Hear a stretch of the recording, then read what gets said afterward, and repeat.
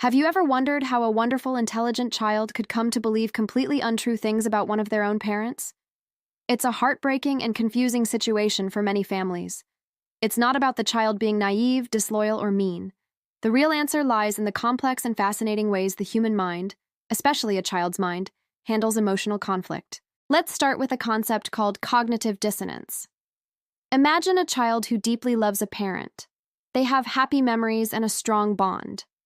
But then, they start hearing negative things about that same parent, over and over again. Maybe it's from the other parent, a grandparent, or another trusted adult. This creates a huge tension inside the child's mind. On one hand, they have their love and their own experiences. On the other hand, they have these persistent negative messages. This conflict is uncomfortable, it's stressful. To relieve that tension, the child's brain looks for the easiest path to peace. Often, that path is to unconsciously adjust their beliefs to match the story they're hearing most often. It's a mental coping mechanism to reduce internal stress. It's not a conscious choice to betray a parent, but a subconscious effort to find mental stability. Then there's the power of repetition. Psychologists call this the illusory truth effect. When a statement is repeated enough times, it starts to feel true, regardless of whether there's any evidence to support it. Think about it in your own life. Have you ever heard a catchy jingle so many times you start humming it, or heard a rumor so often you start to wonder if there's some truth to it? For children, this effect is even more powerful. They rely on adults to help them understand and interpret the world. So, when a negative claim about a parent is repeated day in and day out, its familiarity can be mistaken for accuracy. The sheer volume of the message can slowly chip away at the child's own reality, replacing their personal memories with the repeated narrative. It's a subtle but incredibly potent form of influence. Another huge factor is the influence of authority. Children are biologically and socially wired to trust authority figures. Their survival and sense of security depend on it. These figures aren't just parents. They can be grandparents, teachers, aunts, uncles, or close family friends.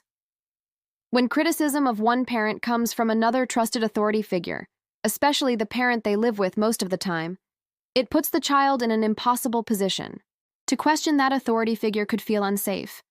It might feel like they are being disloyal to the person who provides their daily care and stability. So, to maintain that crucial relationship and preserve a sense of security in their immediate environment, the child might find it easier and safer to simply agree with the negative narrative. Their agreement becomes a tool for survival, a way to keep the peace and ensure their own emotional and physical safety in their primary home. This all ties into a child's fundamental need for emotional survival. More than almost anything, children crave a sense of belonging and security. They want to avoid conflict and feel accepted within their family unit. If they sense that accepting a false story about one parent will earn them approval or help them avoid arguments and tension, they may subconsciously choose that path. It's a powerful survival instinct. They might start to suppress their positive memories of the targeted parent. They might dismiss their own feelings of confusion or doubt. Why?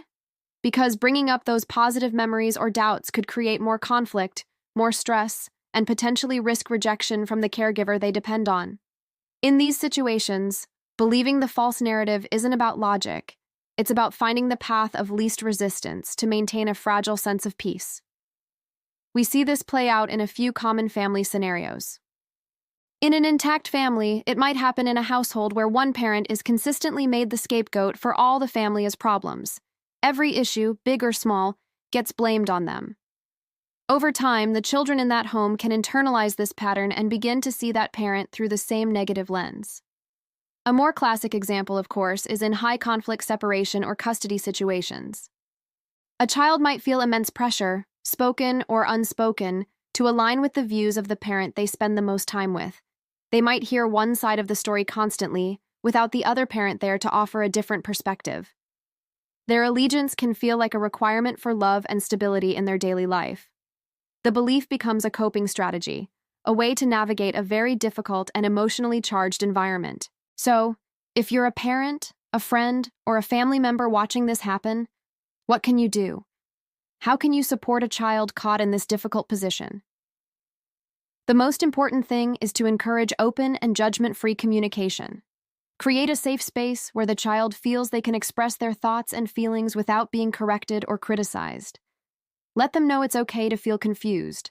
A great way to start is by validating their emotions.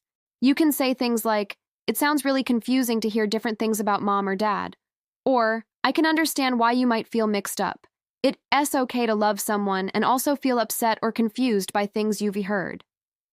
This validation shows them that their feelings are normal and accepted. It tells them you are a safe person to talk to. When you do talk about the situation, provide calm, honest, and age-appropriate information. Avoid bad-mouthing the other parent or getting into a he said, she said battle. That just puts the child back in the middle. Instead, stick to simple, reassuring facts. For example, if a child says, "Dad doesn't love me anymore," you could respond calmly with, "I know your dad loves you very much. Grown-up problems can be really complicated and confusing, but his love for you is something that will never change."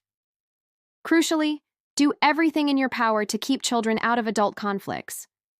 They should never be used as messengers, spies, or confidants for adult problems. Their job is to be a kid, not a referee or a therapist. And finally, don't hesitate to seek professional support. A family therapist or a child psychologist can provide invaluable tools and guidance for everyone involved. They can offer the child a neutral space to process their feelings and help the parents learn healthier ways to communicate and co-parent, protecting their child from the emotional fallout. Understanding these psychological dynamics is the first step toward healing. It helps us move from a place of blame or frustration toward a place of empathy. We can see that the child is not the problem. They are responding to an incredibly difficult situation in the way their developing brain knows how. By providing emotional safety, unwavering love, honest communication, and professional support when needed, we can help children navigate this confusion. We can empower them to develop a more balanced and realistic understanding of their parents and, most importantly, of themselves. With this foundation, families have a much better chance of healing, rebuilding trust, and moving forward in a healthier way. Thanks so much for watching. If this video was helpful, please give it a thumbs up and consider subscribing for more content on family dynamics and mental well-being. Take care.